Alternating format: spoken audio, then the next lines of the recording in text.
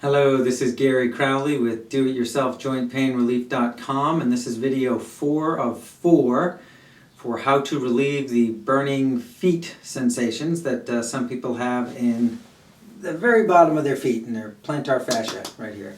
And so far in video 1, 2, and 3, we've walked our way, released all this stuff, released all this. We're coming down, and now we're going to release your tibialis anterior muscle. Basically the muscle on the front of your shin, and your plantar fascia muscle, which is actually where you feel the burning sensation. But hopefully by now you've gotten a lot of relief from all the stuff we've done up above, and now we're just going to hopefully be fine-tuning a little bit. So to release your tibialis anterior muscle, again, this muscle on the, here's your shin bone, right there, so this outer half of your shin. Basically, you want to use the hand-on-hand technique that I show you on my techniques page of the website. You want to take your fingertips and press in here, and then you want to take the palm of your other hand, usually right around here, and press with your other hand in there to get some good pressure. Now, the nice thing about doing it the way I'm doing it sitting is you then also have the weight of your leg pressing this way into your fingers. This is pressing this way. You can usually get some pretty good pressure. So I start at the top up here, and I just poke around like, and there's a tender spot for me. And then I'm going to flex this foot up and down, because that's what this muscle does. It flexes your foot up. And press in there, press, hold, move. This is the press, hold, move technique with the hand-on-hand technique, adding a little more power. This is a pretty strong muscle. It takes a lot of, it actually does a lot of work. So if you want, you can also, if your fingers aren't quite strong enough, sometimes people might not be able to generate enough power. You can take a lacrosse ball or a tennis ball probably isn't quite enough here. It does a little bit, but it doesn't do much. But what you want to do is, I would take a lacrosse ball and you find a tender spot, you press the ball into that, and then you kind of take both your hands and push with your leg and raise that foot up and down. And that's some nice pressure right there. So a lacrosse ball, if you even have a tennis ball, find a tender spot, golf ball, find that tender spot, and again, apply the pressure here, apply the pressure there, apply the pressure by pushing your leg out, and then flex that foot up and down. That's actually some nice pressure right there. And you can be accurate, and you just take your time, as much as you can relax into, and you go all the way down. And if you want, you get halfway down, it gets a little tight in here, you then get your lacrosse ball and do that. And that's great. My tibialis anterior is tight. So that is the technique. This is the press, hold, move with the hand-on-hand and a ball or your fingertips. See, my fingers are strong enough to do it myself, but a lot of people who don't do this for a living might want to use a ball. But it will let go. It just take your time. Only press as much as you can relax into, and that tibialis anterior will let go. And then, of course, after you do that, assess to see if it really helped your foot or not. Now, the last thing we're going to do here on video 4 is we're going to release this plantar fascia, which is basically the muscle on the bottom of your foot.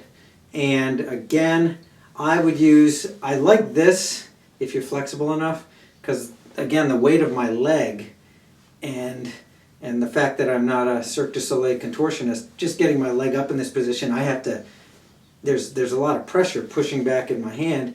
So fingertips in a tender spot, pressing with the other palm, and then you just wiggle your toes and you'll feel that let go.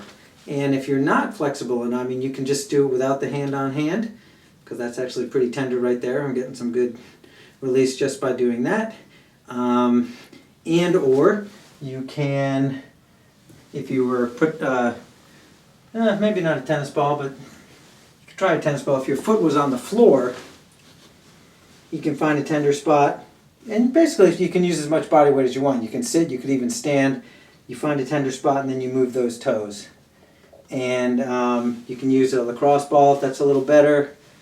Some people like a golf ball. I find a golf ball, for some reason, not quite as effective when I'm doing it with the my body weight.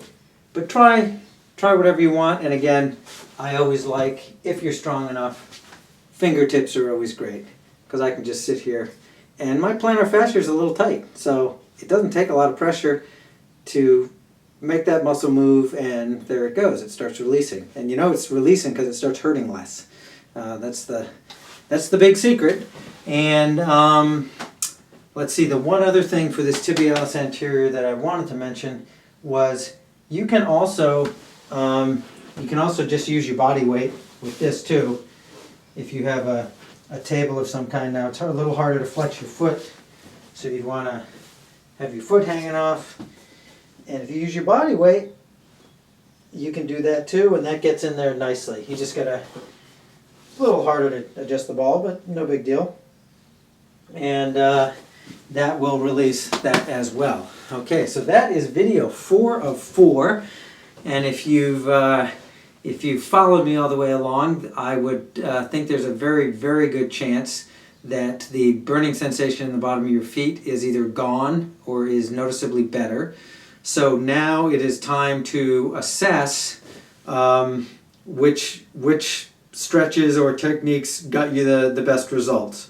So, you know, go through in your mind or on the website where I list them. What techniques in video 1 seem to get you the most relief, video 2 got you the most relief, video 3, and now video 4.